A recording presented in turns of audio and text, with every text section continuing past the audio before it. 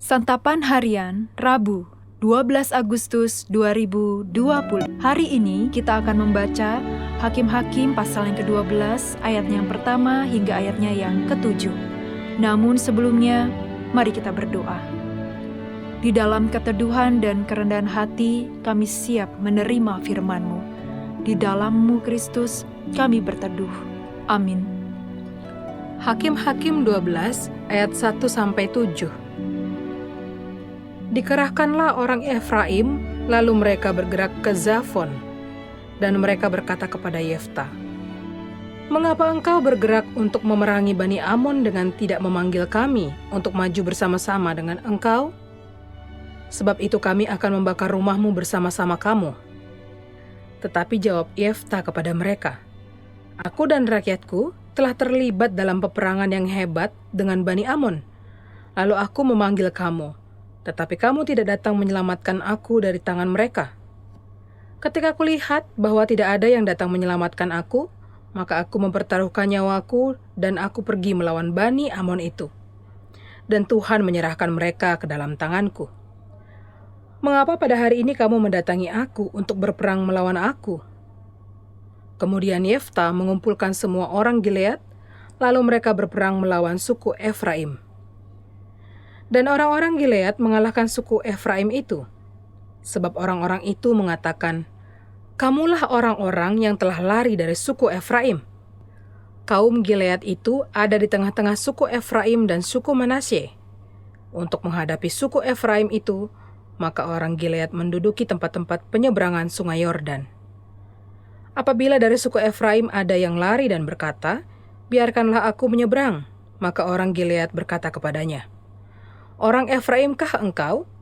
Dan jika ia menjawab bukan, maka mereka berkata kepadanya, "Coba katakan dahulu, Sibolet." Jika ia berkata Sibolet, jadi tidak dapat mengucapkannya dengan tepat, maka mereka menangkap dia dan menyembelihnya dekat tempat-tempat penyeberangan sungai Yordan itu. Pada waktu itu tewaslah dari suku Efraim 42.000 orang. Yefta memerintah sebagai hakim atas orang Israel 6 tahun lamanya. Kemudian matilah Yefta, orang Gilead itu. Lalu dikuburkan di sebuah kota di daerah Gilead.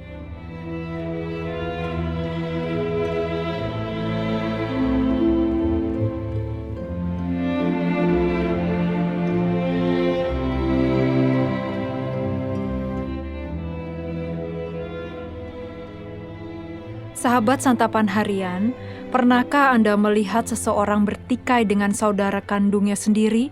Atau jangan-jangan kita sendiri pernah mengalaminya? Bisa jadi iri hati yang memicu pertengkaran tersebut.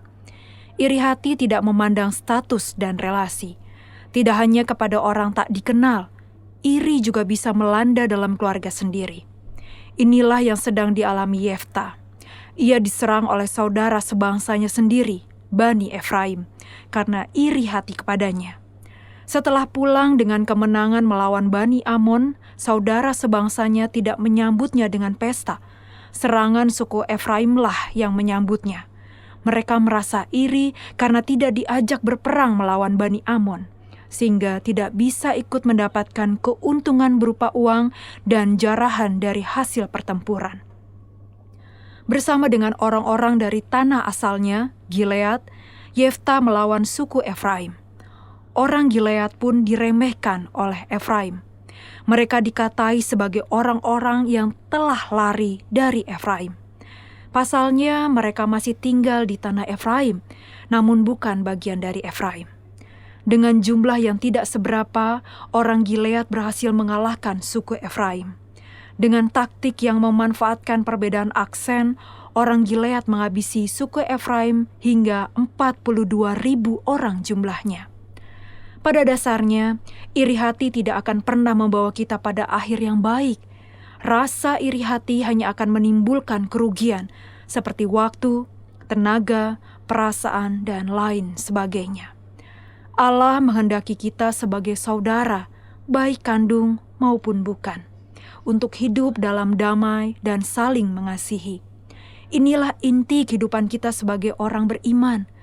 Jauhilah iri hati, apabila kita ingin terhindar dari kehancuran dan nikmati penyertaan Tuhan. Ingatlah akan Tuhan agar hati kita menjauhi rasa iri dan dengki terhadap sesama. Sebisa mungkin kita jauhi permusuhan dengan sesama. Kita lebih baik memberikan pujian ketimbang menyimpan iri hati. Kita mesti tulus dalam menjalin relasi dengan sesama. Itulah panggilan Kristen kita. Mari kita berdoa. Mampukanlah kami untuk menjalin relasi dengan penuh kasih kepada sesama. Di dalam kasih-Mu Yesus, kami memohon. Amin.